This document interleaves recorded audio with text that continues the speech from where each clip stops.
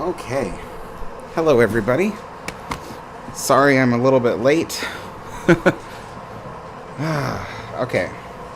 So, you're probably all wondering why in the world I am doing this live stream so early compared to all the others. Usually at the others, I do my live stream at 4 p.m. Pacific time. This one is at noon, so literally 12 p.m. Pacific time.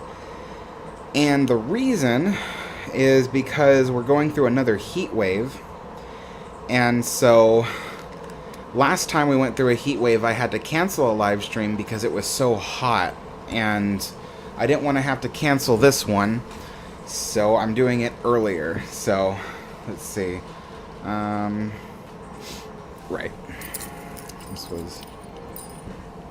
Gonna need that for later. Okay.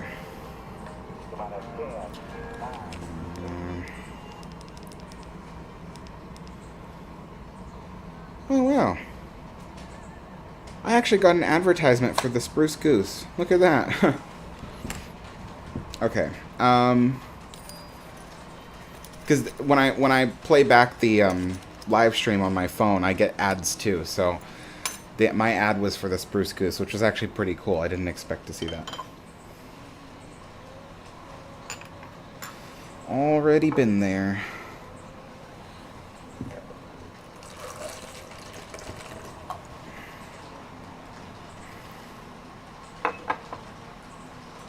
This one.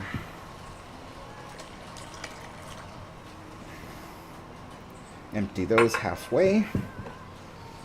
And refill with boiling water.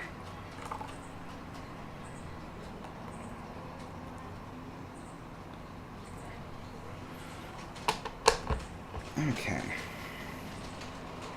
So, tea. So today is Lady Grey tea. I don't usually have it with cream, but I do have it with sugar. So let's see. 1 teaspoon. No, I need 2.5, but still. You get the idea. I try to get all the little bits included with each scoop. Because it's got like little bits of, I think it's orange and stuff. Okay.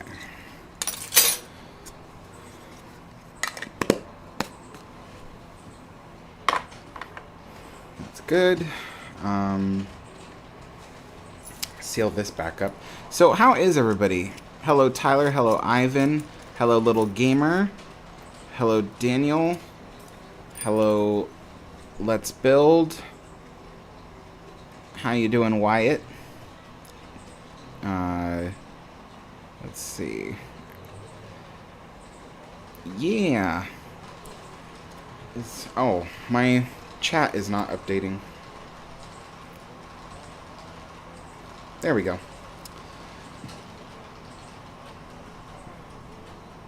Oh, that's why. Okay.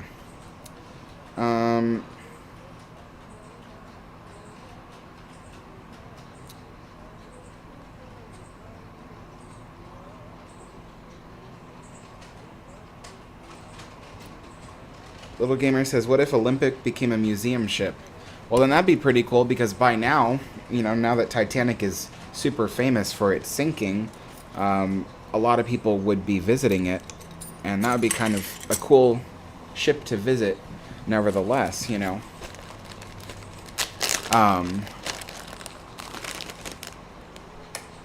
Daniel says, Alex, were there any problems with your Bachmann ON30 forney? There was, yeah. When I got it, you see, I got it off eBay from someone who previously owned it. Back then it had a computer chip that allowed it to be a DCC system, so it was digital command control. I don't have DCC, I have a regular DC, which is just direct current. And but they said that it operated on both. In fact, the instructions on it that came with it said that it operated on both. And when I tried to operate it, it didn't work. and I was trying to figure out the problem. Like, it didn't work at all. Like, not even the light didn't turn on, nothing.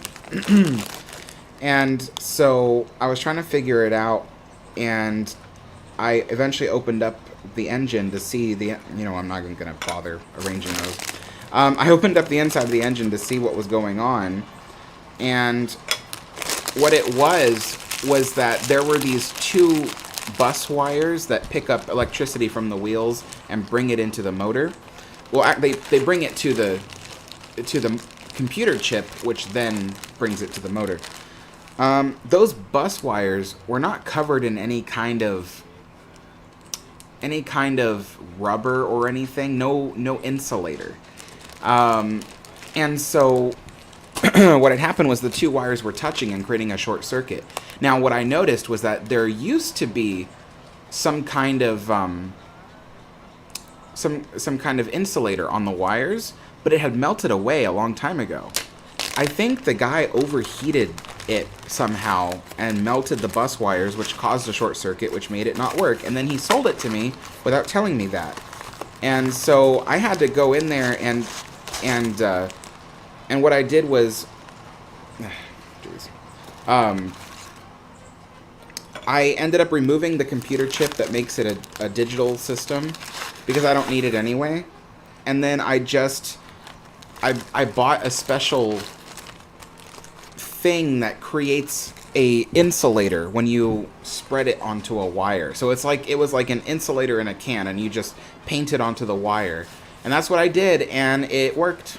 So it did require some rewiring, some changes. I know that the headlamp was also blown out.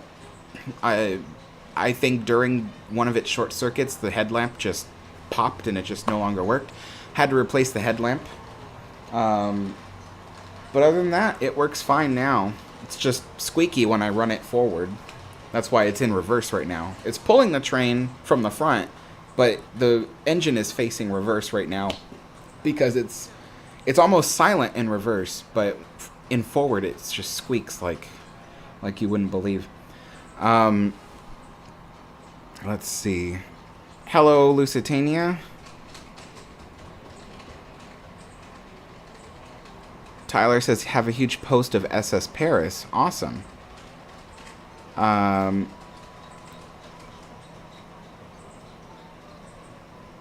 says, I love the streams at this specific time. More convenient for me since it's only 9:05 in Cape Town at the moment. Yeah, I mean, I would do it more often, but I'm usually busy at this time of day. Like, I haven't even, like, had breakfast yet. I'm so busy when I wake up. I don't even have time to eat or anything, and that's what I loved. I love to have breakfast. Breakfast is, for me, the most important meal of the day. And so, yeah, but yeah.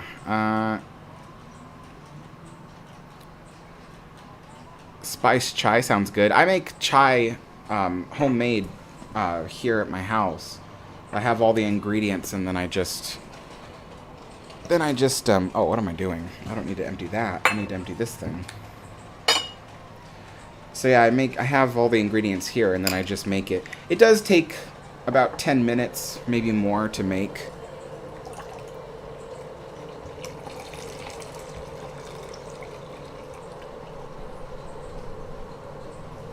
Okay.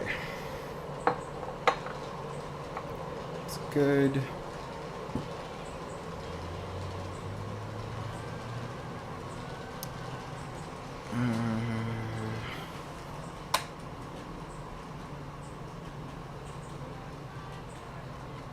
Ivan says, talking about the Spruce Goose, when is your video dropping?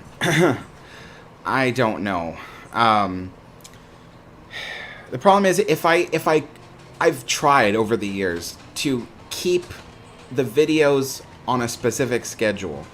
Whenever I do that, it always goes awry because I always have things to do. I always have always have new things to make, or sometimes the videos take longer than I expect.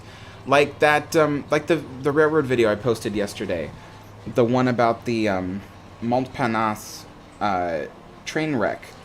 That was supposed to be out weeks ago, but the thing was it took longer to research and create than I expected, And then there were other things that took longer to research and create as expected. Like my oceanic video, I was supposed to have that out months ago. But while I have all of the things I need to do the research, the problem was I didn't realize how much time it would take to do the research. I thought I could do the research in a couple of weeks.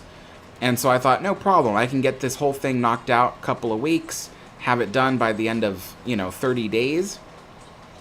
But it's taken longer than that because I haven't really had the time to sit down and actually read to the end the various books and articles that I need to do the research.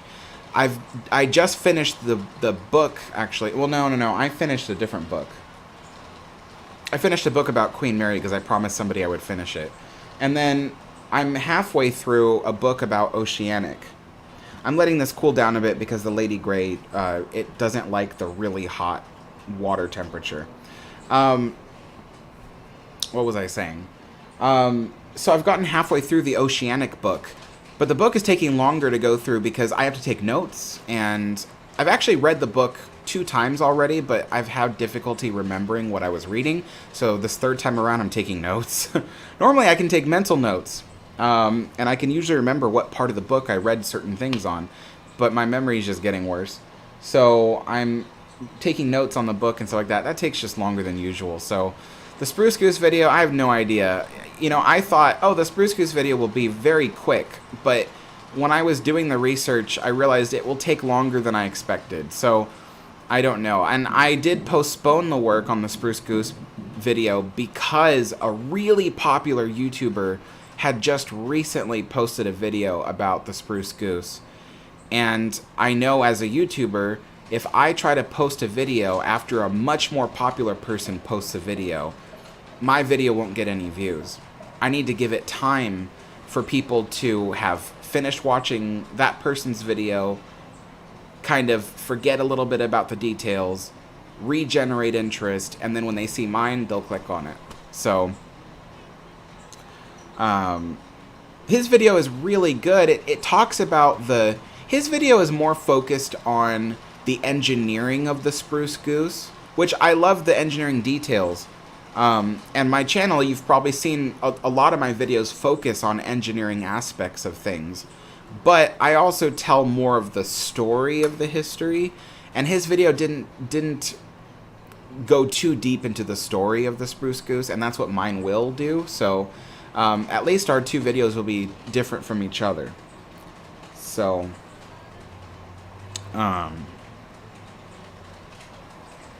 Age Alp says hello from Turkey, Alex. Hello. Lusitania says, why did Britannic have an aft well deck and Olympic and Titanic did not? Olympic and Titanic had an aft well deck. I'm looking at my model of Titanic right now. It had an aft well deck.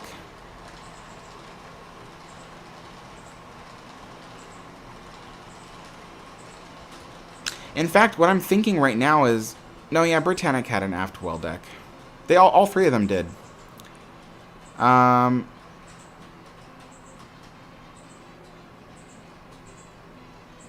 Let's Build says, Alex, what do you think the ocean would be like if Titanic did not sink?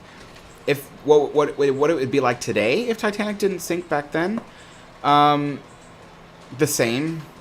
Because there eventually would have been another ship with a great loss of life due to accident.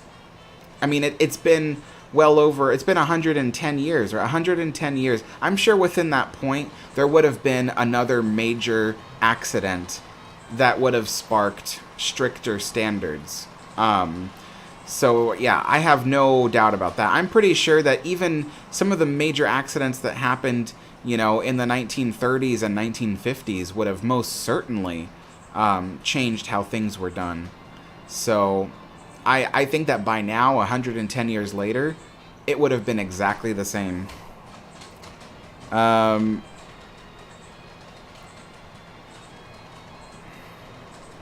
Daniel says, Alex, do you think that if World War III happens, knock on wood that it doesn't,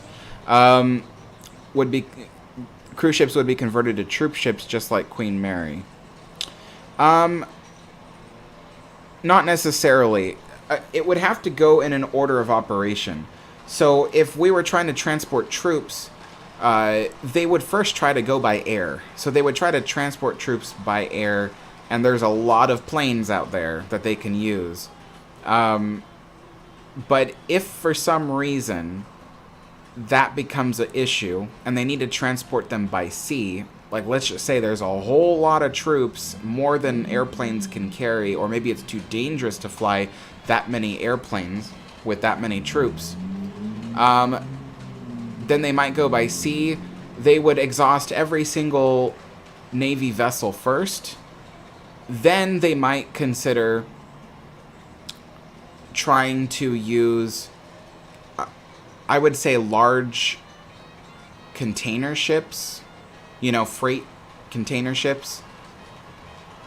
And then they would probably start looking at cruise ships. So American company-owned cruise ships.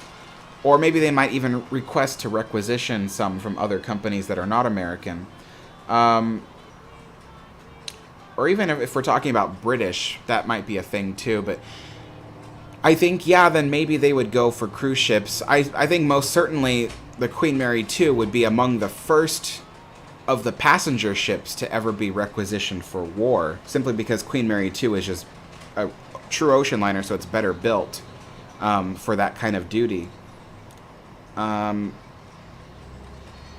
still really hot. So yeah, I think that it could be possible. Hopefully we never have to do that, so...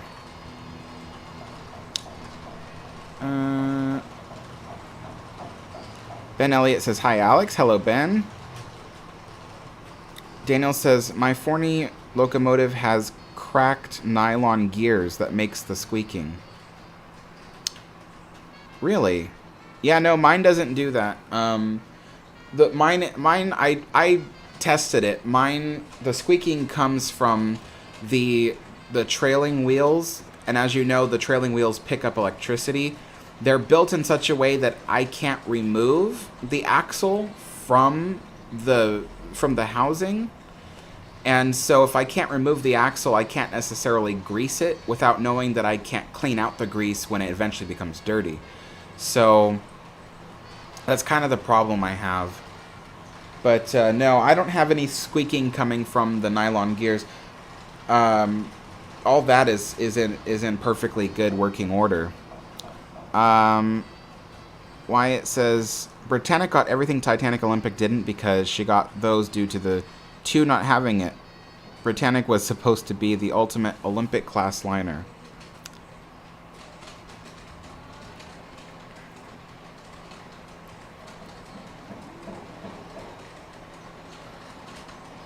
Jeffrey says, would you ever consider getting someone to help you with research, like an intern? I would, but then that would defeat the purpose of me learning about it. So if the intern is just doing the research and writing down the cliff notes, then I'm not learning anything. I'm just learning the cliff notes. So I'm the one with the interest in all of this. I have the interest in the trains and ocean liners, and so it'd kind of be like if like a chef was like, I'm too busy to learn recipes and know how to cook, so I'm gonna hire someone else who's gonna know how to cook and then give me the recipes, and then they're gonna show me how to do it. Like you know, so what I would need help with is the video editing production. I would need help with someone literally editing the videos together, but there are no video editors that do a good quality job who would do that for free. They all want money. And so, and then of course, I'm also such a perfectionist that I'd be worried that they wouldn't be able to do what I want them to do. You know what I mean? So, the editing process is the thing that I would most need help with. Okay, I think I can put the tea in now. Took a little while to let that water cool down enough. Alright, now we let that brew for... oh, whatever. We'll let that brew for about 4 minutes maximum, so... 1225 is... Yeah, 1225, because it just turned to 22. Yeah. Alright.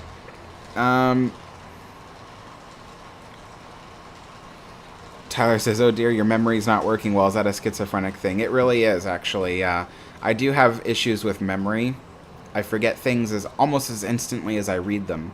So it becomes kind of a task. Let's Build says, totally disagree with that. Dessert is the best meal of the day. Yeah. Daniel says, do you think that the U.S. should bring back Art Deco to Amtrak so that it would kind of attract people to travel by train? I don't think so, because the majority of people are not fans of Art Deco. So I think that can be hard sometimes for people who are fans of something to realize that other people aren't. So, like, I'm a fan of trains, I'm a fan of ocean liners, I'm a fan of Art Deco style. And it's easy to think that, oh, well, this is a much better such and such, you know, much better style, much better travel method. But when you think outside of that bubble and you think about the average person, there's a reason why Art Deco isn't around anymore. It's not because someone just decided to switch. It's because society was just as a whole, over the course of years, thought that style is outdated, and they moved away from it. So most people today would not appreciate having an Art Deco style home. You know, like, I know my sister, for instance, wouldn't. If I one day came over, paid to redecorate her whole apartment to be Art Deco style, she'd probably come home and be a little bit upset. Because she likes to look at Art Deco style from a distance, but she doesn't want it in her close quarters, you know what I mean? So I think a lot of people would actually not want to ride Amtrak if it was decorated Art Deco style, because there is still a majority of people today who would look at that and go, wow, you know, looks like my grandmother decorated this place, you know. So that's unfortunate, because I do think Art Deco style is far superior than the modern architectural styles today, but the majority of people would disagree with me on that. Richard says, why did they scrap the RMS Olympic? For the same reason they scrap any ocean liner. It gets old, it gets difficult to maintain, more expensive to maintain, and eventually it just outlives its what am I trying to say? It outlives its efficiency and its use. So that's why. It's not like they just said, you know what, of all the ships in the world, we're going to only scrap Olympic. That's not why. They scrapped it because it was just another ship that was ready to be scrapped. So, the way people really should look at it is instead of asking, why was this ship scrapped? We should be asking, why was this ship saved? Because that's the key. It's not just random that ships like Queen Mary or QE2 were saved from the cutting torches. It's not random at all. They were saved because they have quite a story to tell. And that says a lot about the ship, you know. So, I just got a text. Hope it's not anything. Oh, just my AT&T bill. I'm gonna... Oh, time for the tea. So this tea is a really, really light tea. I didn't know that when I first bought it. I thought it was supposed to be like a dark kind of, you know, kind of flavor. But it's supposed to be a really light tea. So it doesn't require that long of a brew time. And it doesn't need that high of a heat to brew it at.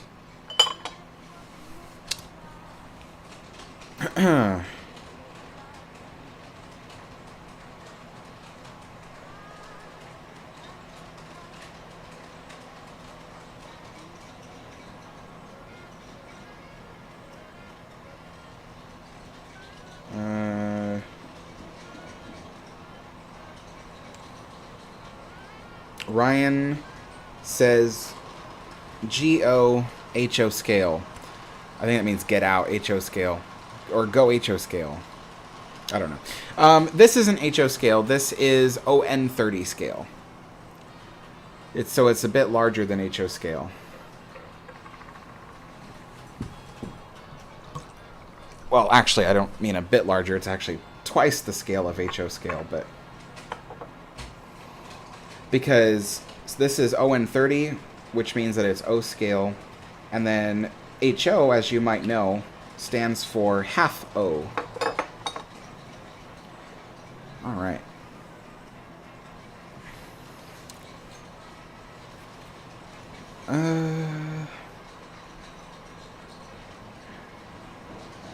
Tomcat says, nice to see you live, a UK time.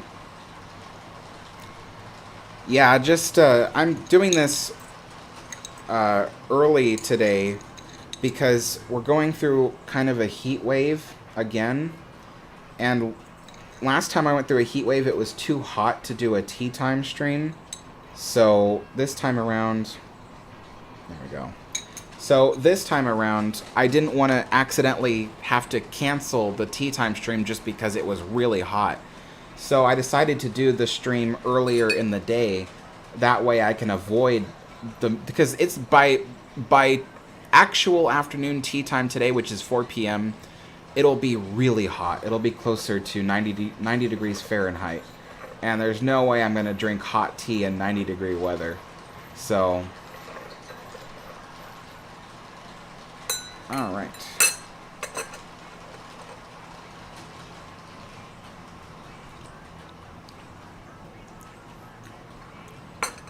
That's good.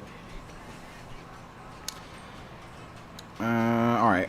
RMS Lusitania left. See you later. Jay Robinson says, hi, Alex. Love the new picture behind you. Is it Aquitania or Mauretania? It is Aquitania. This was a gift from my friend Jason. I don't know if he got it at a like a garage sale or something, or I think he said he had it for a while, and when he saw it, he realized that I would appreciate it. So yeah, it is Aquitania from the early years, likely 1914 or so. Zachary says, Alex Historian, wait, you have schizophrenia. Yes, I have schizoaffective disorder. So it's like schizophrenia, only worse. It's schizophrenia paired with a type of mood disorder.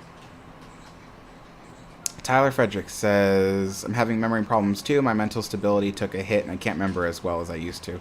You know, honestly, the best way to deal with that is to try to decrease the amount of stress that you have, because stress is what makes it worse. So if you can decrease the amount of stress, you might actually be able to recover a little bit from it. Chadex says, honestly, I'd love to live in an Art Deco style home. Oh yeah, me too. If I could live in an Art Deco style house, that would be so amazing. But it is one of those things that everybody, well, not everybody, people who love Art Deco style are always looking to get a nice cheap home that is built in Art Deco. So they're all so expensive.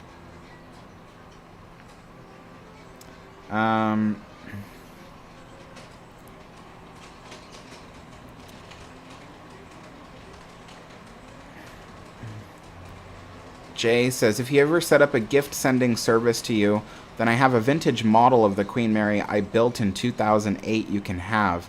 I'm more a Titanic geek, so it's wasted with me. Yeah, that would be cool. The reason why I haven't done it yet is because I live in kind of like the rural outskirts of civilization, so I'm in an apartment complex, but the apartment complex is kind of far out, and it would be a very, very, very long walk to the post office if they have a P.O. box available. And yeah, I don't have a car. I can't drive because of my schizophrenia. So NCC says, at least it's not like the heat wave around here last year. Yeah. Tomcat says, there are fully restored 1930s UK boat trains on tours. You can travel on that once served the Queen Mary and others. Maybe something you would like to see and do one day. Oh, those kind of... Okay. Those... Yeah.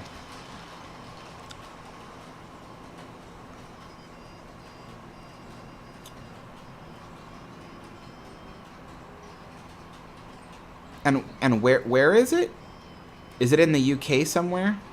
Because if I go to the UK, that might be something me and my friend want to do. You know, we both want to try to travel to the UK aboard the Queen Mary 2 and, you know, arrive in Southampton, explore the UK a little bit, go to Paris as well. And so we have kind of an itinerary set up, but if we could find one of those vintage 1930s trains that, you know, that take you to the ships, you know, that would be really cool.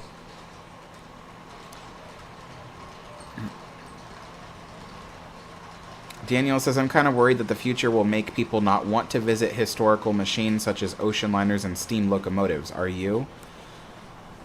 I'm not too worried. I don't think the near future will bring that. I think after I'm dead, you know, after I reach my old age and I die, I think that's when the popularity will really drop off. But I don't see it dropping off so bad within my lifetime.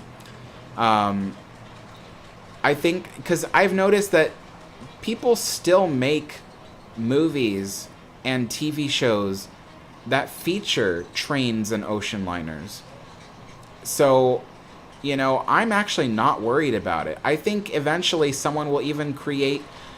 Someone, you know, eventually might even remake the Titanic movie, you know, and it might be an even bigger blockbuster hit than the 1997 one. You know, I think that maybe one day someone will make a movie about the Queen Mary. I'm hoping they do, and they do it accurately and not, you know, do some dumb thing about its ghosts or whatever. So, yeah, you know, I think that there will still be content that features trains and ocean liners, and as long as there is, it'll eventually spark the imagination of a child somewhere, or a young person somewhere, who will suddenly realize they have a love for these things as well.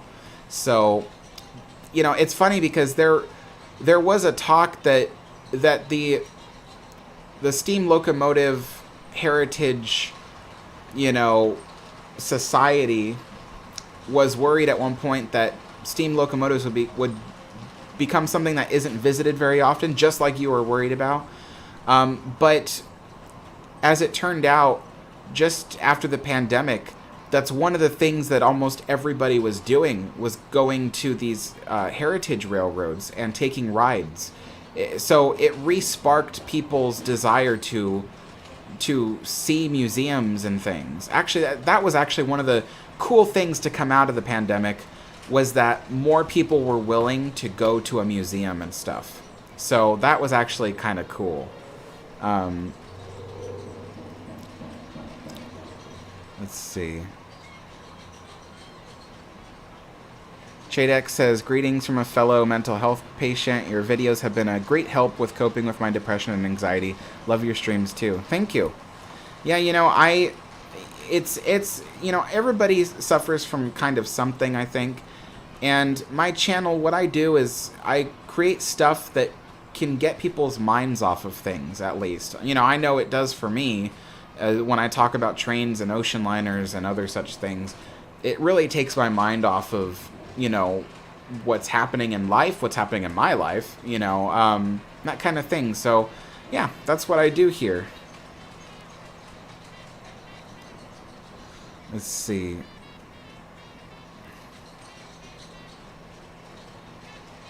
Mike says it's hot and humid here, 86 degrees Fahrenheit. Oh, yeah. It'll definitely reach 90 degrees here sometime. NCC says June 27th, 2021, Portland was at 112 degrees Fahrenheit. I know. I was there. Actually, where I lived, it reached 115. That was really scary. because there's microclimates everywhere, and so in the area I live, it reached 115, and gosh, it was so bad. It was. I didn't have air conditioning, so it was so bad. I remember just thinking, like, my legs were actually swelling up. I've never seen that before. My legs never swell up. I've never seen that. But I remember looking down at my legs and my ankles and my feet, and they were actually swollen. And I was like, oh my gosh. It, like, I was having a really bad reaction to the heat. It was so, so bad.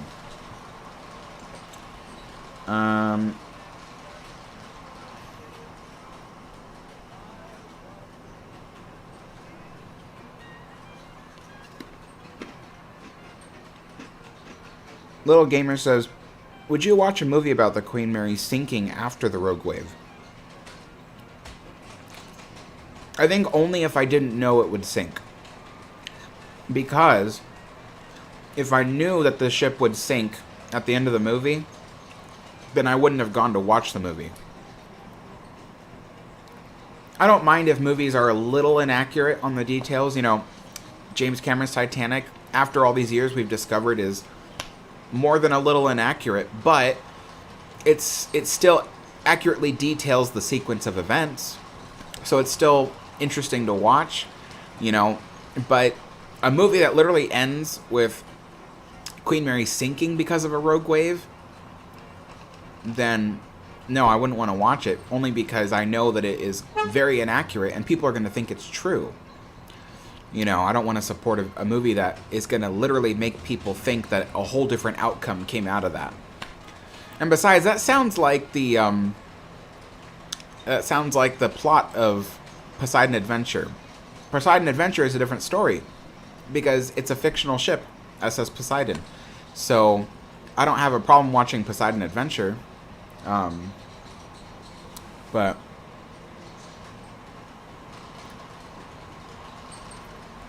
Let's see.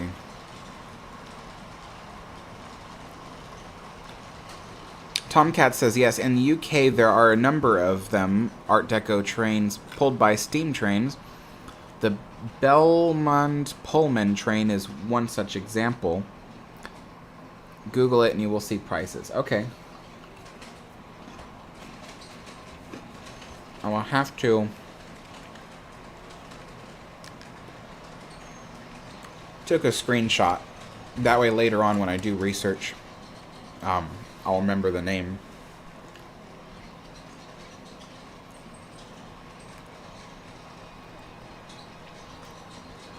Jack Stark says, hi Alex the historian, the main man, tuning in from the other side of the world. Hope you're doing well. I'm doing well too. Good to see you.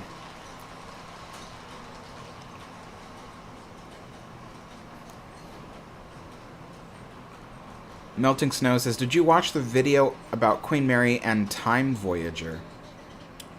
Time Voyager? No, I don't recall a movie about that.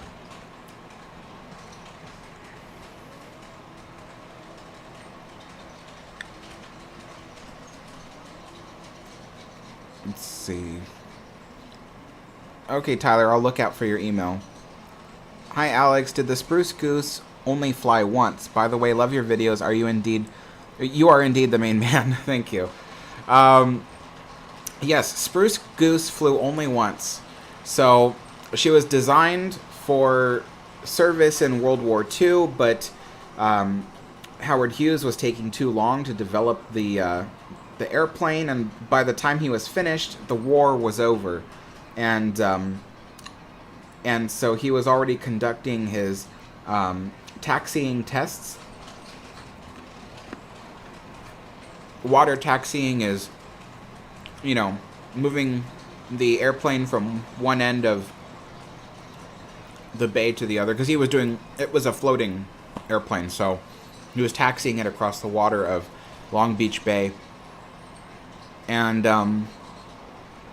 nobody expected he would fly the plane. They thought he was just going to do water taxiing to test that it functions. But he was under extreme scrutiny at that point, and a lot of cynicism, because nobody believed it would fly. Nobody believed it could fly. And so he surprised the world when during one of his last, or I think it was the last time the airplane was supposed to taxi across the water, he went way out, and then on the way back, he pulled back on the yoke, and then the airplane actually lifted out of the water, and it flew at an altitude of approximately 70 to 100 feet for a length of, what was it? I'm trying to remember off the top of my head. It was a mile. It flew for a mile. I think the duration of which was 27 seconds. Was it? Or 47 seconds? I don't remember anymore. Something like that. But eventually I'll have it in my video.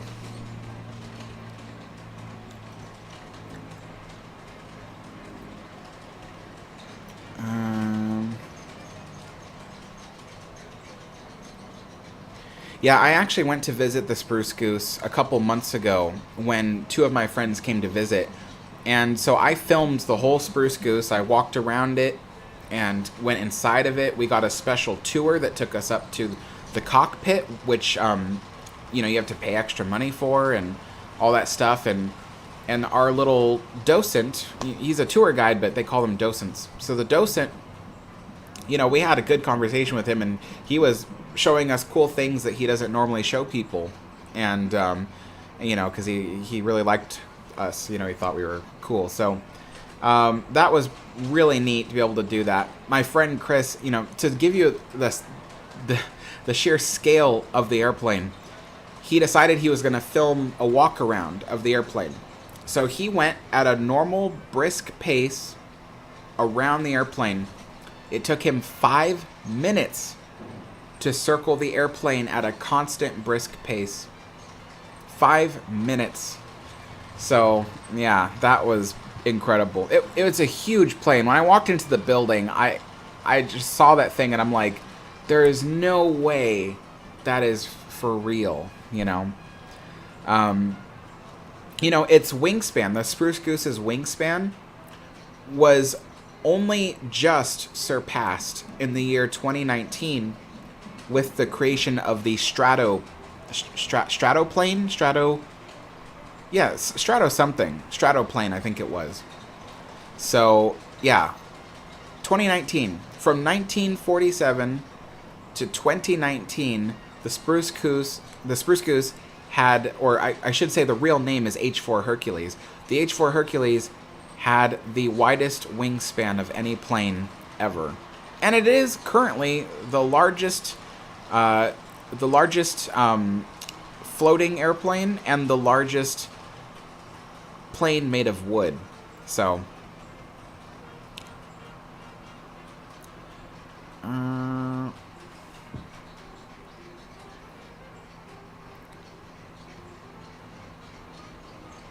Mike said, did you see the new images from the Webb telescope? Yes, they are really cool. I was actually looking at them last night. It's amazing, because that telescope has a much better, what's the word? A much better resolution than the Hubble telescope, so it was able to see things much clearer. It was absolutely beautiful images that came out of that.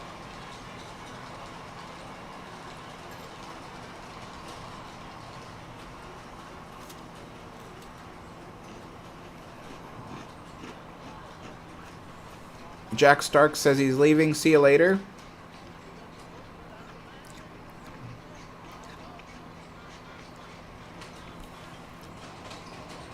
Alex, the historian fan, says that they want to know what a Cunard Afternoon Tea is, and I just dropped my cookie in there. So,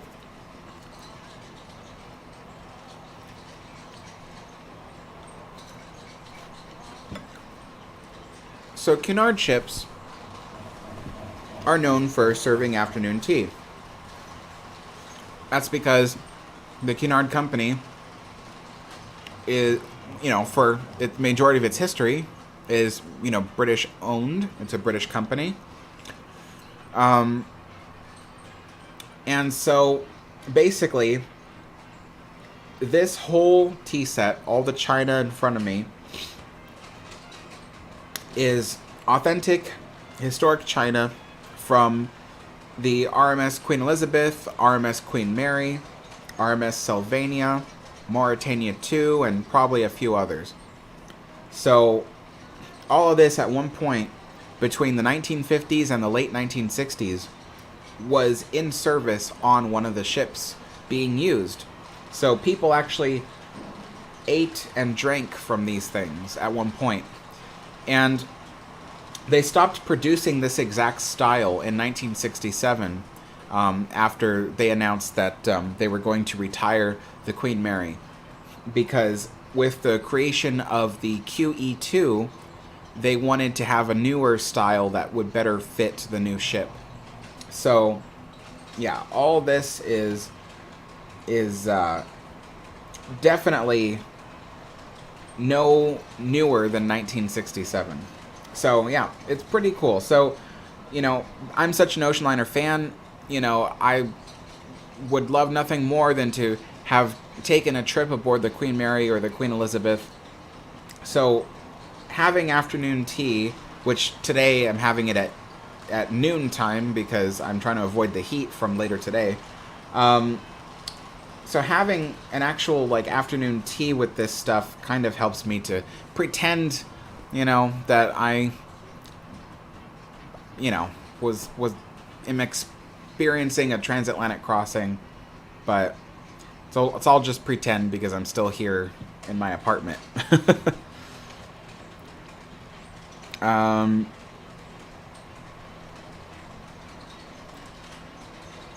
Daniel says, have you heard of the T1 Trust, which is a project to rebuild a T1 class steam locomotive, which were all scrapped? I've never heard of it, no. Granny Gaming says, what kind of cookie are you eating? So these treats are from my friend. He's Dutch Indonesian, so he sent me some Dutch treats. These large cookies are called Spritz, and I have the box for that here. It's basically a butter cookie of some kind. Yeah, it's like a shortbread cookie, so it's mostly made of butter. And then the other cookie is called a Café Noir. It is also made by the same Dutch company, and it tastes kind of like coffee. When you eat these, they taste like coffee. So they're actually really good.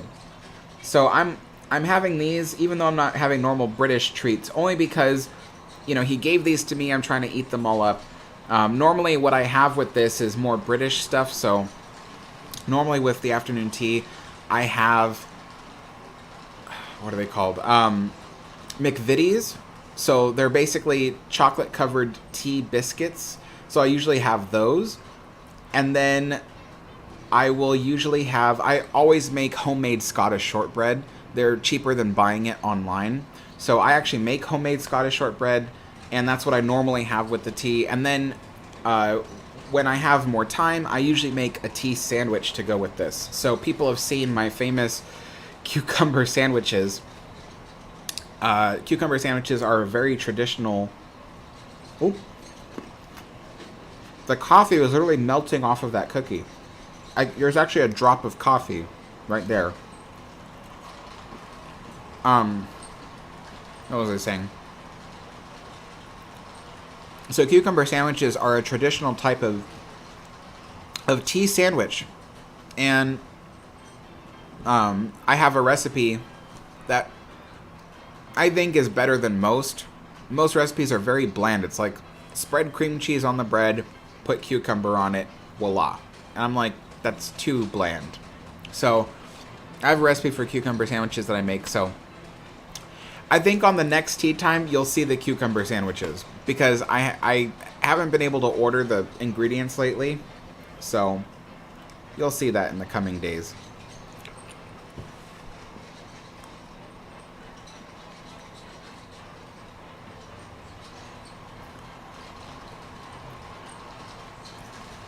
Ivan says, isn't it amazing that the light you see in the James Webb telescope picture left those galaxies when the Earth wasn't even created yet?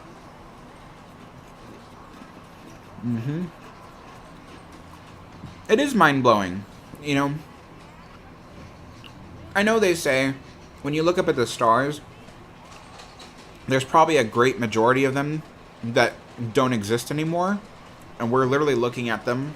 We're looking at images from the past being live fed to us.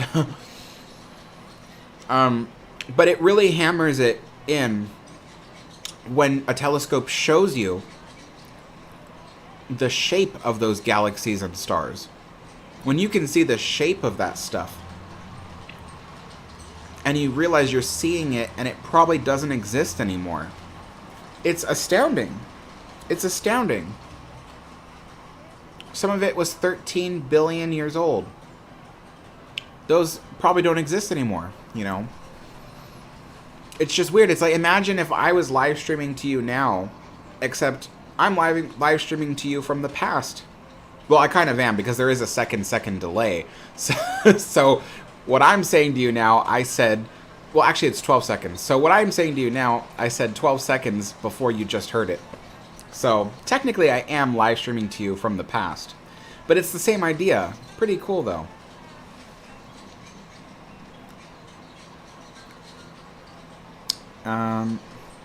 Ivan says, surely we are not alone in the universe. Do you believe in aliens, Alex, or life outside our solar system? Absolutely. You know, with all the billions of galaxies out there, you know, there's probably billions and billions and billions of planets and solar systems. There's got to be at least one that mimics, you know, the conditions necessary for life to exist. There's got to be at least one, you know, and so I would find it mathematically impossible, you know, for there to not be other life out there besides ours.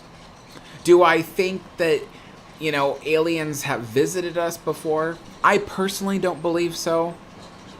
I personally don't think we've been visited by aliens.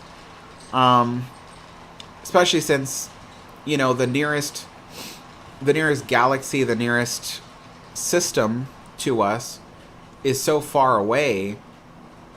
You know, the journey that the aliens would have to take would mean that there would have to be multiple generations of them living aboard their starship, and then by the time they get to us, they're the ancestors of the aliens that left the planet. And then what are they going to do? Just stop in and make a crop circle and go back? No. They're not going to do that. Like, you know, they don't do that, you know. So, yeah, I don't believe we've been visited by aliens. But I do believe that somewhere there's life on another planet. And what scares me is not that life is going to come here. I think what scares me is that if that life comes to meet us, we're going to kill it. Or if we go to meet that life. So you know, they're talking about, you know, about sending humans to other planets and things, and we can't even take care of the planet we have. And it's just kind of like, you know, I would really hope that we don't spread around the universe, destroying system after system. You know, there could be, what if we stumble across a peaceful planet of intelligent life, and we go there and we dominate it, because that's what we do. Sad. I hope we don't. I hope we never leave this planet. At least not until we can learn how to take care of it. Alright, let's see.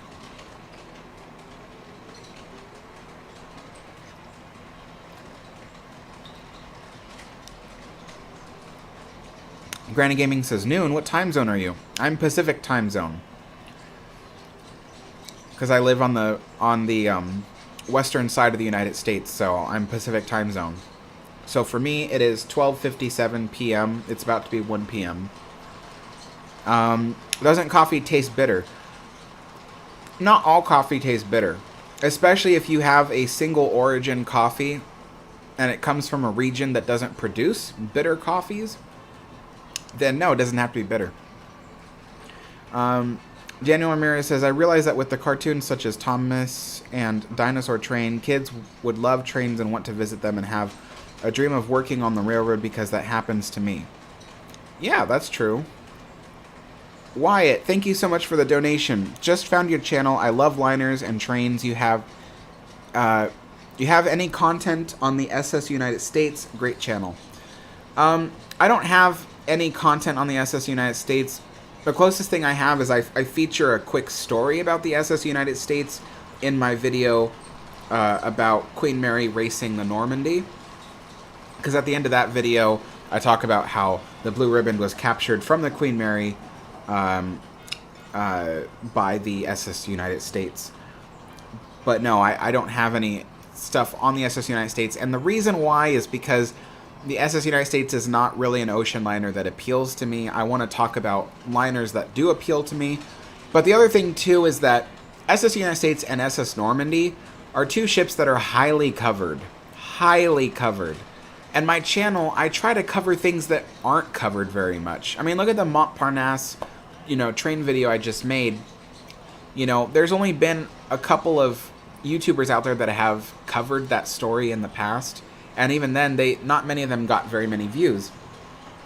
So, yeah, I try to focus on subject matter that not many people might have heard, if I can.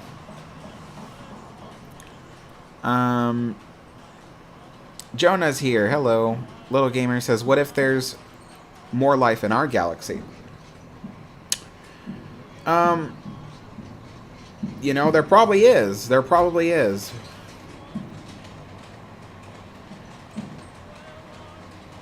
Ivan says, but what if aliens are so advanced that they invented technology that can get you in any place in the universe instantaneously, like wormholes? I don't believe they did.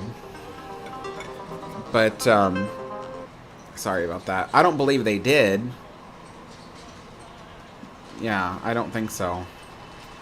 I can't explain why. I'm not a physicist, I'm not a scientist, but I've heard other scientists say that that's not possible. Wormholes, they sound like a good idea, but there's no way you'd survive it, that kind of thing. Mike says, there has to be life, it's a waste of space. Or maybe life is wasting the space. Let's see.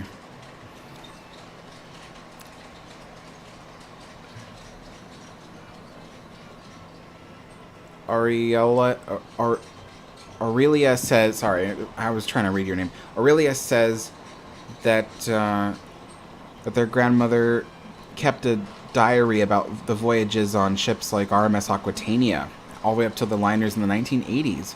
Wow, that's really cool. Let's Build says, hey Alex, I'm back. What did I miss? Nothing much.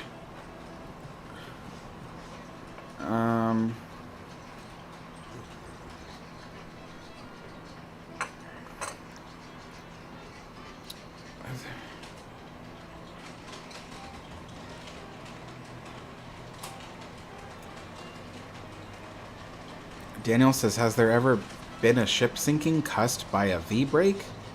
Oh, caused by a V-break.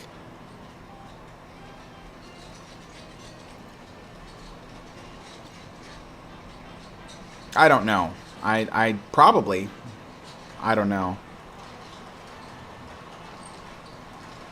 Granny Gaming says, what ship still holds the blue ribbon? SS United States still holds the blue ribbon.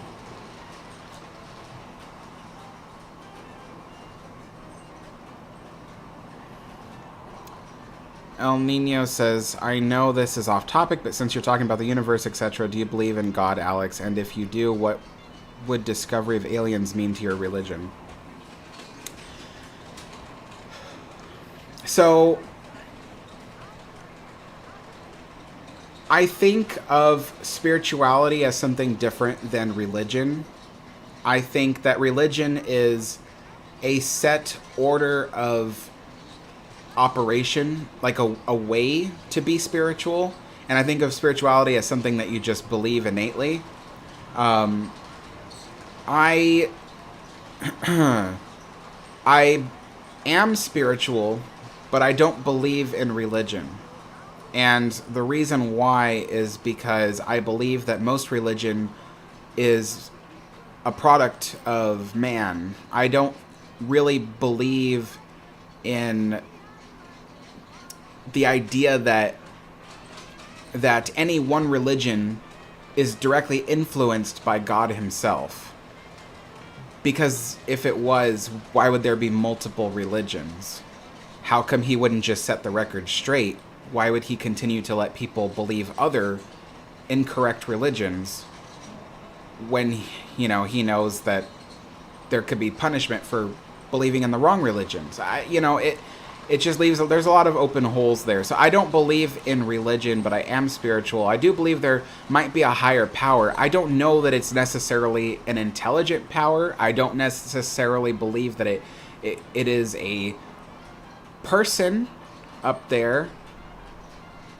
But I do believe there is something that has influence. I'm not sure what it is. So that's kind of how I feel about it. I grew up in two different religious households. On my mother's side of the family, they were all Catholic. On my father's side of the family, they were all Christian evangelists. So I've had a lot of time to think about religion and think about all that, and I know what I believe and what I don't believe. And so that's just how I feel about it. So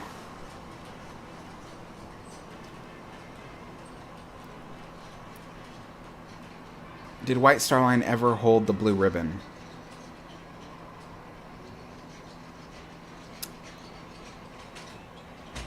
I want to say yes, but I don't recall what ship it was. I think it was early. It was like in the 1880s or something that they held the blue ribbon.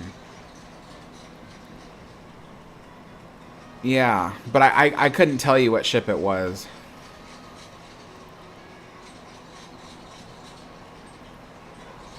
Little Gamer says, it's possible to travel faster than light. I don't think it's possible for a person to travel faster than light, but it is possible for certain things to travel faster than light. I know that there's particles that probably travel faster than light.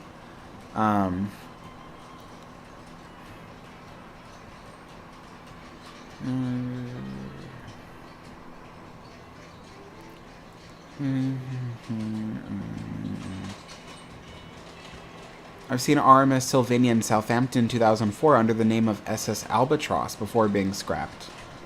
Huh. Oh, that's true. That's true.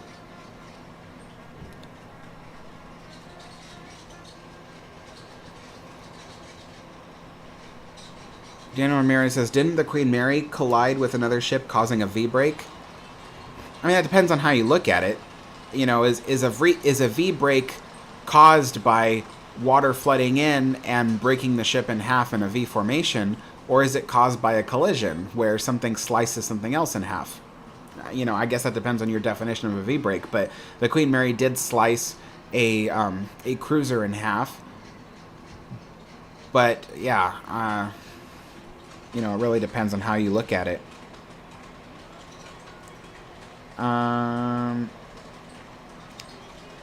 Rayanne says, I'm recovering from COVID. Your videos helped a lot while I was sick. Thank you. Oh my gosh, Rayanne. So that's where you've been. Well, yeah, I'm glad to hear you're getting better. Hopefully you'll be back to normal soon.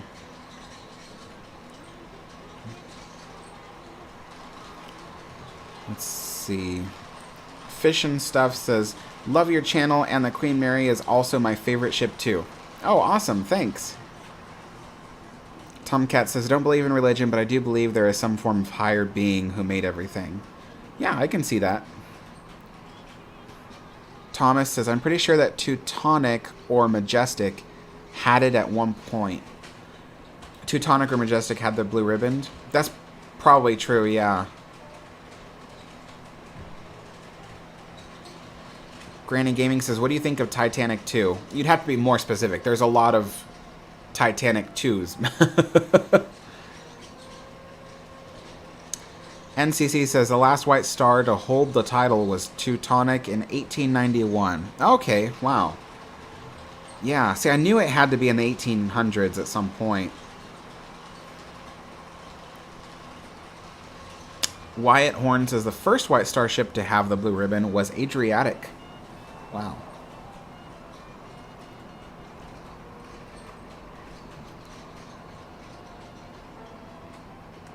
Yeah, what I know is White Star Line, they had realized that trying to compete for the ribbon was resulting in ships that were louder and suffered from vibration. And they realized that passengers were beginning to be kind of annoyed by that. They didn't want to, you know, be shook out of their beds. And so eventually, I think it was with, you know, with Oceanic 2,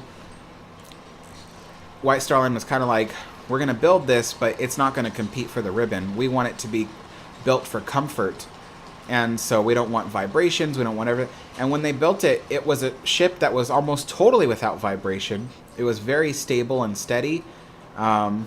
It was fast enough for what it needed. Yeah, so it was a very well-built ship. Very comfortable for passengers. So...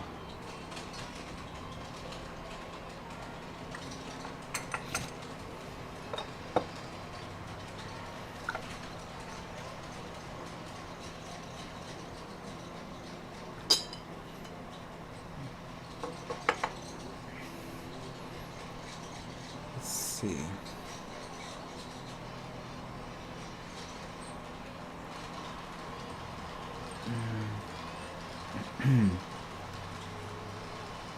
Fish and Stuff says, do the reciprocating engines help with vibrations? Not necessarily. Reciprocating engines produce their own type of vibration. Basically, anything that moves creates movement, which can be interpreted as vibration. But I will say this.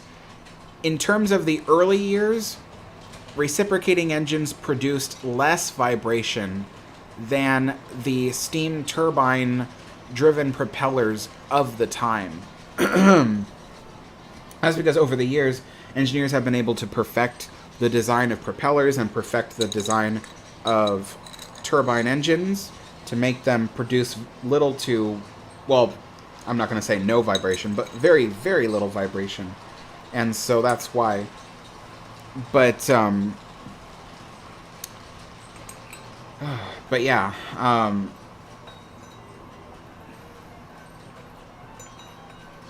But what did help Oceanic 2 with that was the fact that they chose reciprocating engines over a turbine.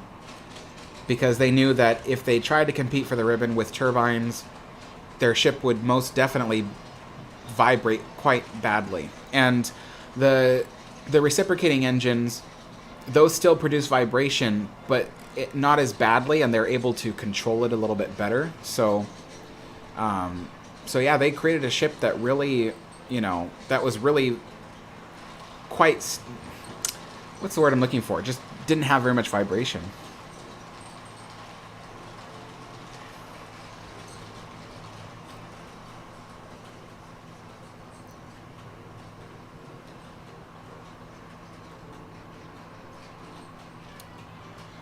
Granny Gaming says, what do you think of the ship Titanic 2 that was supposed to be made, which was canceled, if I remember correctly? The company that was going to do it was Blue Star Line. Yes, it was canceled. What do I think of their Titanic 2? It's a very weird-looking cruise ship. So, I mean, first of all, I think there's something not right about recreating a doomed ship for the sake of posterity, for the sake of nostalgia. I think that right from the beginning, it was not a very respectful idea. But the other thing, too, is that would definitely be a weird ship. It would not be very profitable anyway. I mean, that's why they canceled it. Everybody knew that ship would not make enough money. You know, they could charge as much money as they wanted, but there is a limit as to, you know, what they could offer, how much of it they could offer, and how much money they could, you know, profit from it. So it just wasn't a very profitable ship. You know, if you want to make ships of that size profitable, you have to build them taller and wider, you know, and because you need more rooms. The more rooms you can fit in the footprint of a ship, then the more profit it'll make. Titanic 2 would not have been big enough to make back that profit. So it wouldn't have had a very high capacity either. You know, the original Titanic had a capacity of 2,300 passengers, I think it was.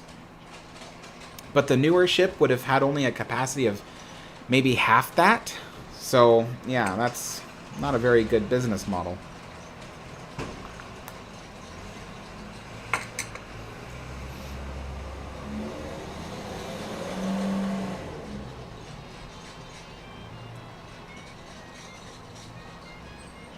Fish and stuff said the lifeboat in the hull made the ship look very weird. Yeah. You know, part of the reason it's like that, too, is because the Titanic 2 is designed to be a cruise ship, not an ocean liner. If it was designed to be an ocean liner, they could have made do with having the lifeboats on the top boat deck. But because it was designed to be a cruise ship, they had to put the lifeboats lower. So, you know, Queen Mary 2, they don't have to put the lifeboats in the middle of the... I forget the name of it, but there's a black part of the hull. It's got a specific name to it. But they didn't have to do that with Queen Mary 2 because Queen Mary 2 is an ocean liner. As such, it needs its boats higher off the water. So they were actually able to put the boats on the boat deck, you know. Oliver says, hey guys, just joined. Hello, Oliver. What pictures are you showing? The pictures are of various Cunard ships. So this is a Cunard-themed live stream, so you're seeing images from the Queen Mary, from Queen Elizabeth. You're seeing images from Lusitania, Mauretania, Aquitania. I think, yeah. I don't remember every one of them I put in there, but they're mostly Cunard ships. And then there is an image of Olympic in there, maybe a couple. And the reason why is because at one point Olympic was owned by the Cunard White Star Company. So at one point it was a Cunard ship. So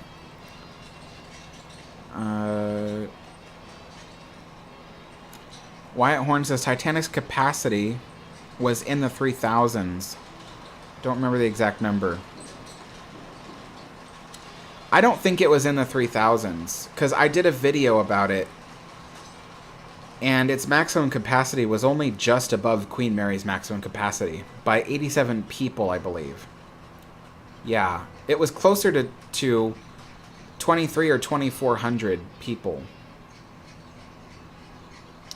Yeah, it was, and then when you tack on the crew to that, I think the crew was a couple hundred, not much, just a couple hundred. Queen Mary's crew was 1,000 people, so I'm trying to think, but yeah, so Titanic's capacity really wasn't that much bigger than Queen Mary. I specifically remember that Titanic only held 87 more people than Queen Mary did. So, but yeah, even then, you know, you cut that in half. Even if it had a capacity of 3,000 people, and you cut that in half to 1,500, that's still not enough people to make the Titanic 2 profitable. You would need not cutting it in half. You would need to increase that capacity by at least 50%. At least 50%. So, yeah.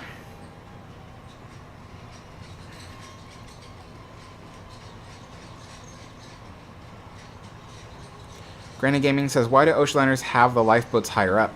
because of the waves. Because ocean liners, they cross the oceans, and the oceans can have these really massive storms that have waves that can be 60, 70 feet high. Those waves could knock lifeboats off of a ship if they're lower than that. So I think lifeboats on a cruise ship are no more than 50 feet above the water, I believe. No more than 50 feet above the water line. So if you have a wave that's 60 or 70 feet tall, you can bet those lifeboats can easily be knocked off, you know. So with ocean liners, they have to have, you know, I would say newer ocean liners, they have to have their lifeboats around 80 to 90 feet off the water. So that way they can avoid the biggest waves as best as possible to prevent damage to the lifeboats. So that's why.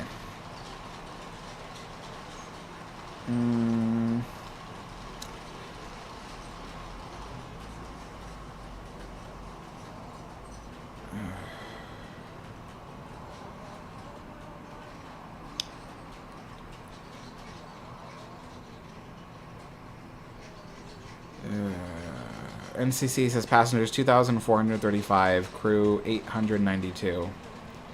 For what, a total of...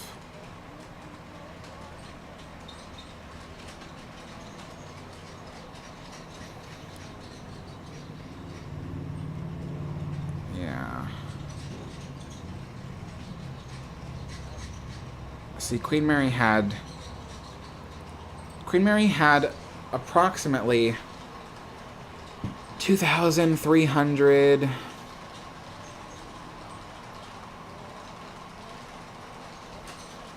definitely over 2,350, that's for sure, for Queen Mary. And then she had 1,100 crew members. So, yeah.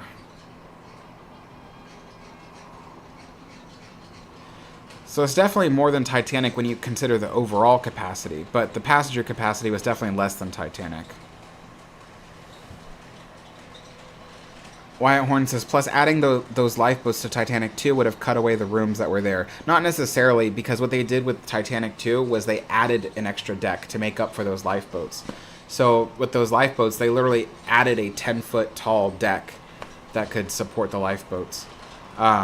Which is what made it look so weird. The black part of the hull was taller than it was on the real Titanic, which made it look kind of funky. So,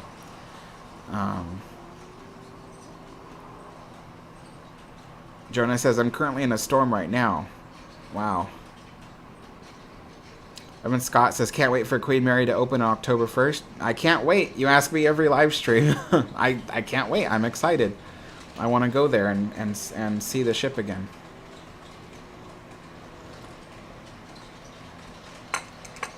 All right. Let's see.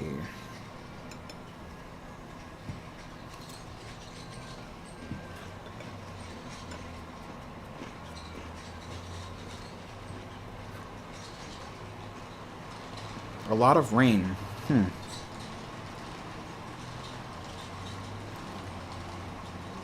Okay, so I wanted to give you guys a heads up on the videos that are coming out. So normally I post a video on Fridays. This Friday I'm not going to because I'm going to be posting a video on Sunday instead. So Sunday is July 17th. It is the anniversary of Disneyland, and I am planning to post a video about the history of Disneyland, basically the creation of Disneyland. Not the whole history of the park from beginning to end, just how, like, what it took to create Disneyland and build it and what it meant to Walt Disney.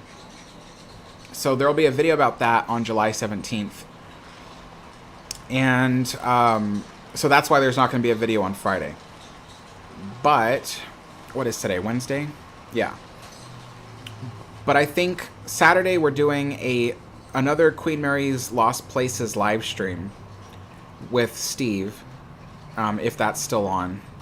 So you'll see that scheduled soon for Saturday. Yeah, and then And then on top of the Disneyland video on Sunday, I'll also do another tea time stream that day as well.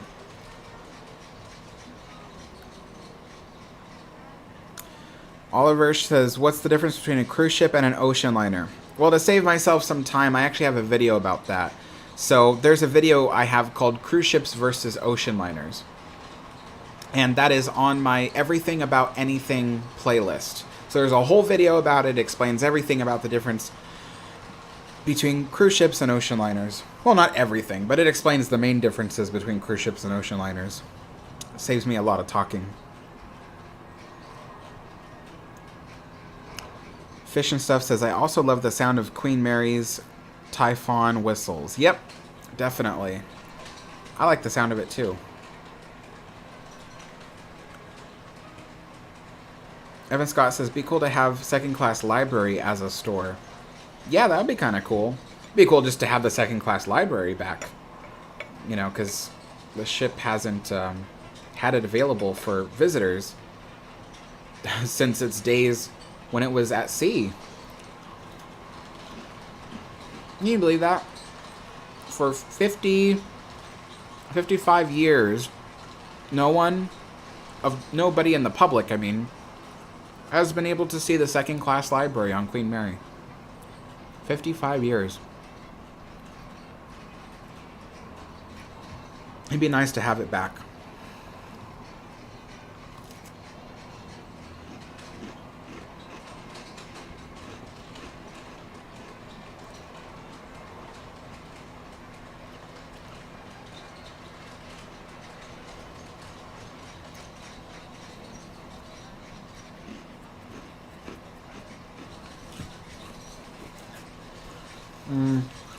The second class library is too small to be a bookstore. I can tell you right now, too small. There's barely room for a few people to walk around in there. So, really the first class library needs to be turned back into a bookstore. Because right now it's just a general gift shop. But it's big enough, it could be a bookstore. So I think that's what it should be. But the second class library, what it should be is just an exhibit. People should be able to walk in there, look around. Because like I said, second class library is too small. The second class library is like half the size, maybe not even half the size of my apartment. And I have a small studio apartment, so it's definitely not big enough to be a bookstore. There's not enough room to walk around. So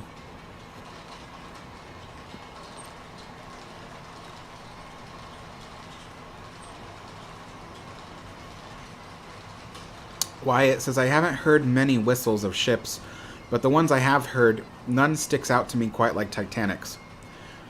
Yeah, I would say Titanic's to me sounded so similar to a bunch of other ships of its era.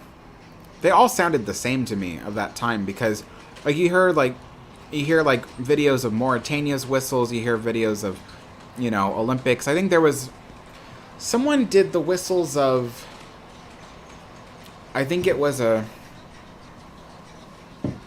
German ship? No. Well, yeah, anyway, I've heard quite a few ships' whistles from the time, and they all sounded very similar. Titanic's was very similar. But then again, it's the same thing with the Typhoon whistles. Well, I guess Typhoon is a certain model name, but the horn whistles on ships like Normandy, Queen Mary, Queen Elizabeth, things like that, the horn whistles also sounded quite similar to one another. So, yeah.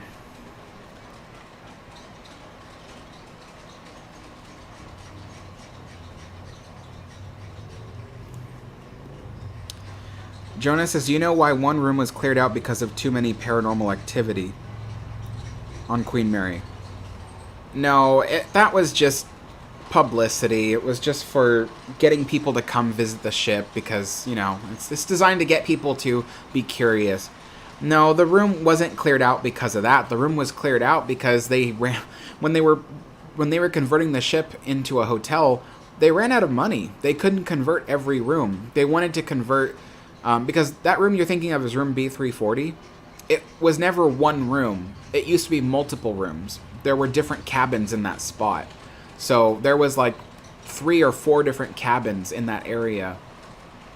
And they wanted to make it into one room for the hotel, but that's where they ran out of money. They didn't have money to finish that room. So it stayed empty for decades, and they never changed it.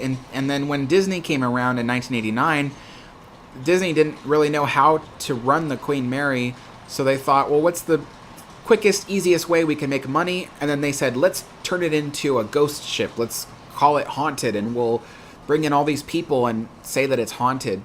And so what they did was they thought, well, we need a cabin that looks like a normal cabin, but but will appear haunted for tours. And so they took the idea of creating B340, and then they built this cabin that looks like an ordinary cabin on the ship, but it was completely rigged up with special effects. Completely. They had, a bathroom faucet that could turn itself on and off. They had special switches that could activate lights or turn off lights. They had just all kinds of special effects in there. It was all Disney that did it. And so they advertised B340 as this, really haunted room. And then when Disney left the ship, B340 was eventually abandoned again because Disney took all their special effects with them. So the room was gutted. And because the room was gutted, it would have costed several $1,000s to refit it again. So all the companies since then left the room empty because they didn't have the money to reconvert it.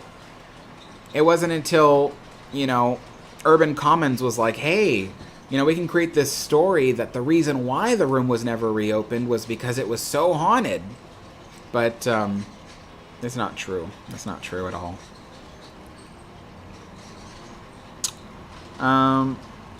Jonah says, I always thought the Queen Mary was one of the most paranormal things ever.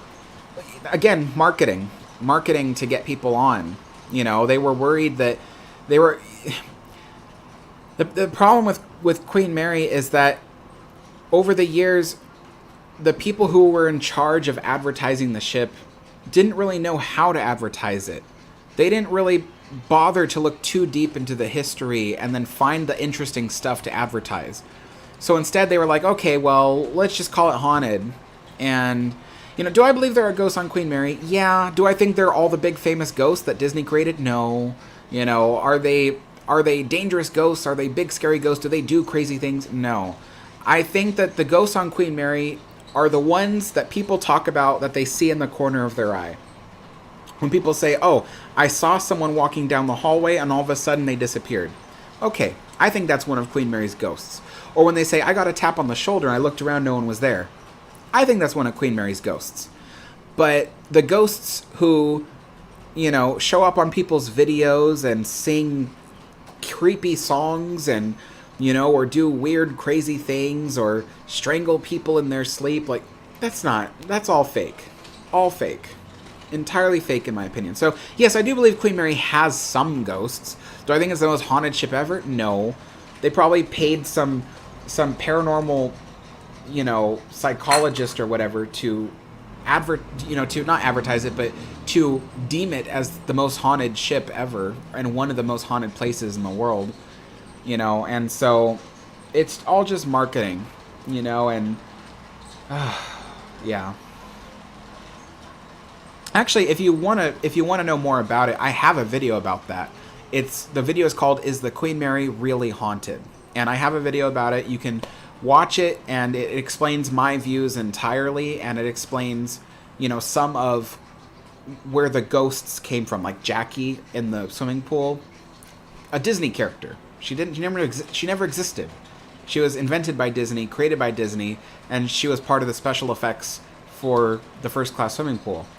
So, so you can learn things like that from that video that I have called "Is the Queen Mary Really Haunted?"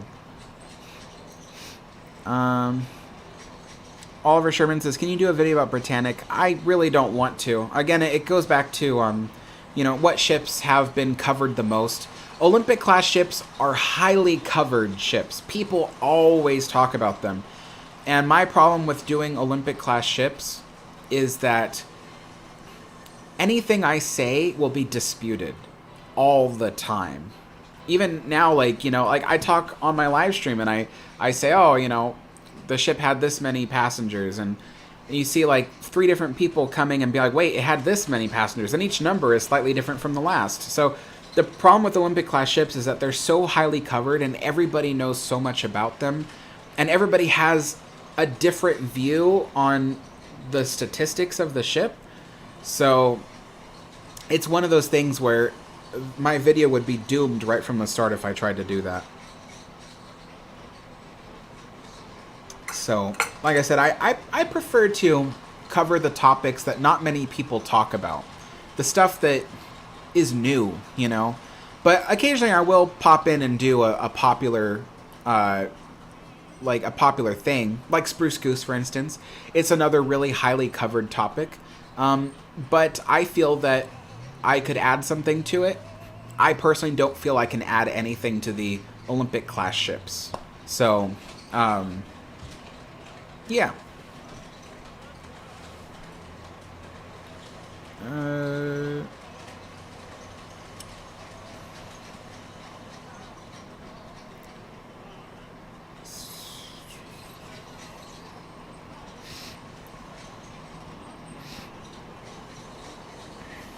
Oh wow, I didn't know Sylvania's steam whistle was that loud. That's pretty cool. Noob Gaming says, what area is your favorite part aboard the Queen Mary? Generally speaking, the first class main lounge is my favorite place on the Queen Mary. But of places that don't exist anymore, I would say the second class overflow lounge, which used to exist in the 1930s. I think that was a very beautiful spot, the overflow lounge. It wasn't until after the war that it was converted into a teenager's hangout called the Beachcombers Club. And I don't think the Beachcombers Club looked that good. But I do think that the original second class overflow lounge was a beautiful space aboard the ship. I would have loved to sit there and just relax for a while. Read a book or something in there. Or just sit and look at the decoration of the room. That would have been a beautiful room. So yeah, that's what I'd say. Let's see. I might even, in the pictures that are kind of going overhead, there might be a photograph of the second class overflow lounge on that picture series.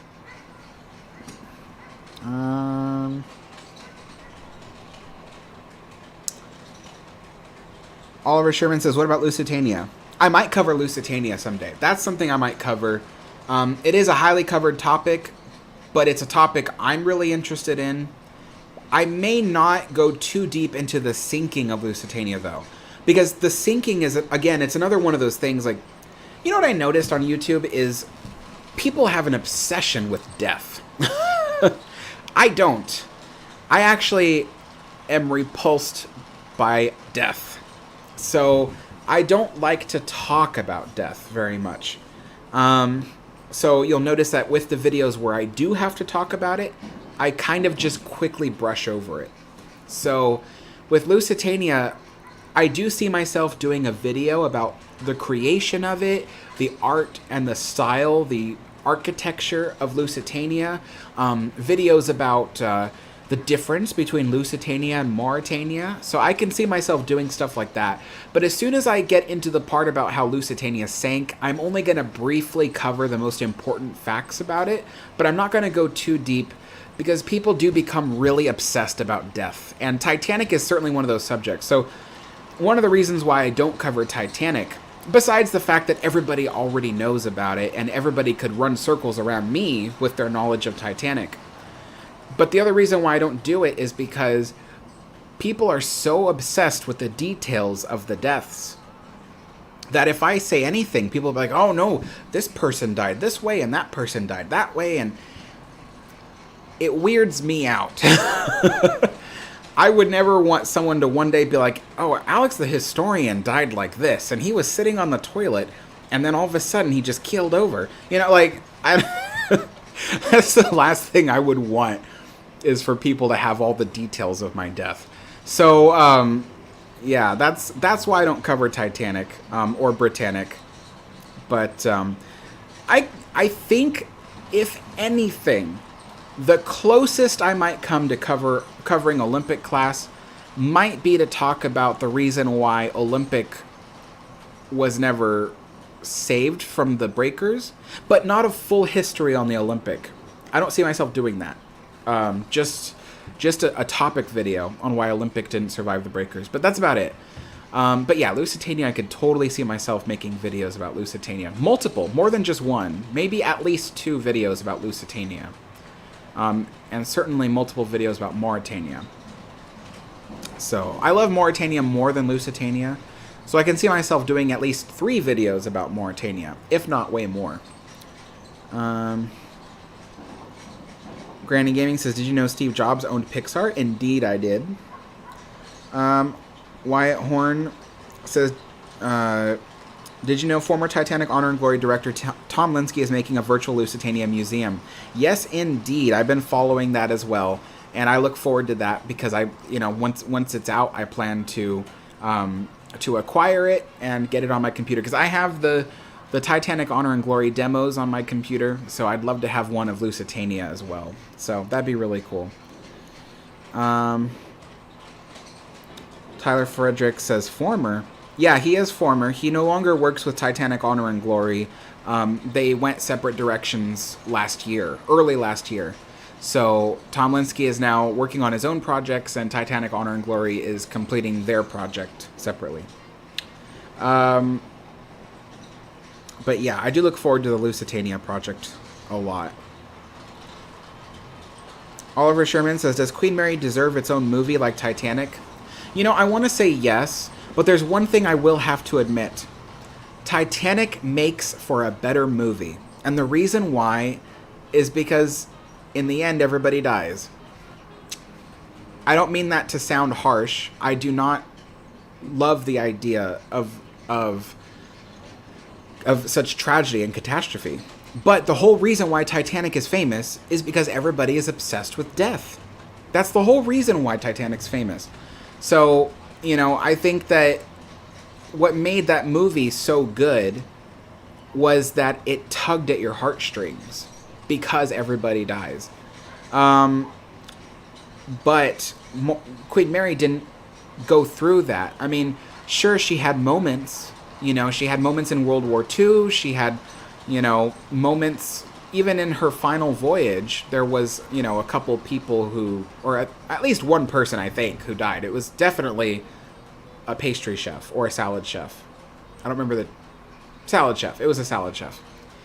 He died. But there was no major catastrophe to end a story on. You know what I mean? So so essentially, I don't think Queen Mary would make for a very good movie, but I see something better. I think Queen Mary would make for a very good TV show. I've always thought that Queen Mary could make for a good TV show in the style of The Crown, in the style of Downton Abbey, because you could create a video series or a movie series, TV show, like a Netflix series or a Hulu series or something that focuses on the crew and the passengers aboard the ship over the years. So you could have basic characters who are crew members, and you kind of follow them through the years being on Queen Mary. Some of them leave, some of them, come in. And then you have temporary stories with each episode about passengers that board the ship. So there's a lot of colorful stories of those crew and passengers on the Queen Mary that you can draw inspiration from. There's lots of wonderful people or interesting stories that have happened aboard Queen Mary over the years that you could literally make a hit TV series out of. Why no one has tapped into it yet, I don't know. Because if you read the stories yourself, you will see that it will make a very good TV show. And, you know, it'd be wonderful if it could all be filmed aboard the Queen Mary, you know, or at least most of it. I think that would be kind of a really cool thing. And if it was a hit show, which I think it could be if it was done correctly, I think it could definitely help bring more people to the Queen Mary. You know, imagine it. You know, I think even The Crown has had a profound effect on people's view of the royal family. It's either made people hate the royal family more, or it's made people love the royal family more. You know, because either you love and respect what the Queen has done over the years, based off of seeing The Crown, I mean, or you start to hate the royal family because you see all the controversy from The Crown.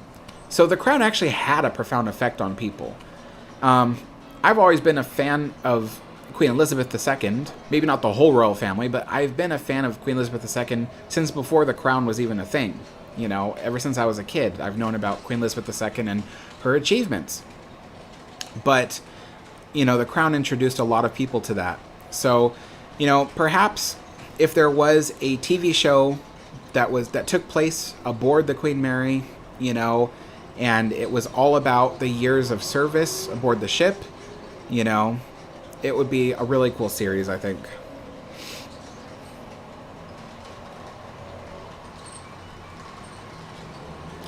Evan Scott says, can you do a video on the Sterling website? That's not what I do. I don't do videos about websites. Oh,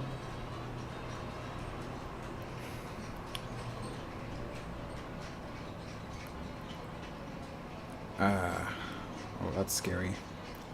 Noob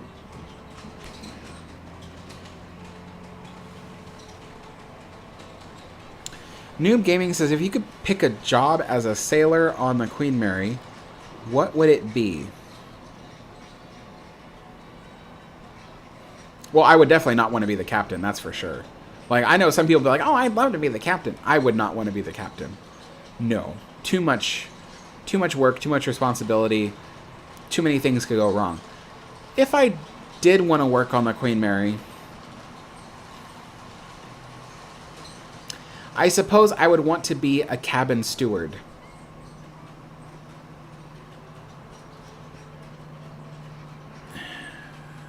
You see, outside of being public relations director for QMI Restore the Queen, outside of being a YouTuber, I was a chef. I went to school for culinary cooking. I was a chef. I learned, you know, I worked in many restaurants and things as a cook, you know, so I think a lot of people who know me would think, oh, Alex would want to work in the kitchens aboard Queen Mary. No, I would not want to. The kitchens were some of the worst places, in my opinion, to work aboard the Queen Mary. It was hot, it was tiring work, and the places where you slept at night were not comfortable. I would want to have the most comfortable job position aboard the ship. In fact, I think the most comfortable job position was as a lift operator, because the lift operators aboard Queen Mary, all they did all day was literally stand beside the elevator. They pressed the buttons for you, they called the elevators, or if they were inside the elevator, they pressed the buttons for you and took you to the different levels. That's a really easy job. Although they only gave that job to crew who were in need of light work. So if crew wasn't feeling good because they had been working really hard, they might be temporarily stationed at the lifts to do that. It's an easy job. So I don't think it was a permanent position that you could have unless you were like an elderly person. But I think next to that would be cabin steward. Not that it's necessarily an easy job, but I think it'd be fun. You get to interact with the passengers. You get to, I mean, you'd have to bring them things, you know, but it would be fun, you know, kinda. You'd have to draw them baths and stuff, but, I mean, that's not so terrible. So yeah, I think cabin steward would be fun for me. I think so.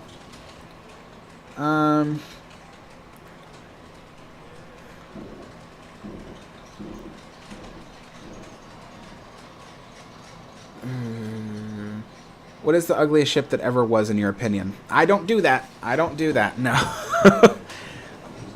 I don't answer questions of people who ask me what the ugliest ships were, what ships I dislike the most, that kind of thing. Because in the past I've tried to be honest, but people hate honesty. So I don't do that anymore. So some people love these ships so much that if someone doesn't like the ship that they like, they take it as an insult.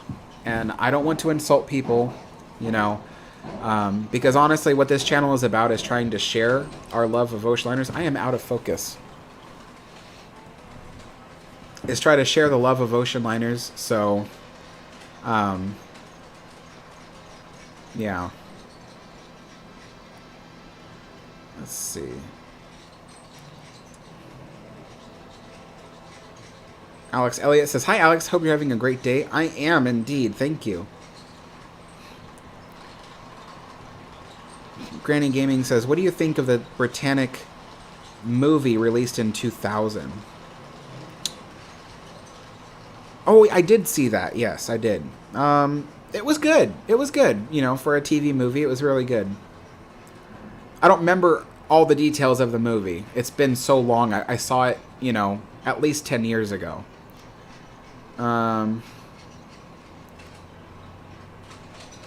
Oliver Sherman says, "When did the transition from sail to steamships happen?" It happened around the 1830s. So I want to say the first steam-powered ocean liner was 1833 or 1838. I'm not sure.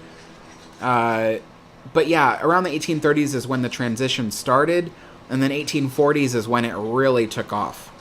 So, you know, by the 1850s, many ocean liners were dual powered. They were steam and sail. Yeah. All right, folks, I'm going to end the live stream. It's been an hour and 50 minutes, and it's starting to get warm. I can feel it already. So I am going to... Yeah, I'm going to try to cool down and turn off all these lights. Anyway, folks, I wanted to thank you all so much for watching. Stay tuned for my next history video, which is going to be on Sunday instead of Friday. And then, of course, stay tuned for a live stream on Saturday and another tea time on Sunday as well. So, yep. Anyway, folks, yeah, I'm done with the tea and cookies. So anyway, folks, thank you all so much, and I'll see you all next time. Bye-bye.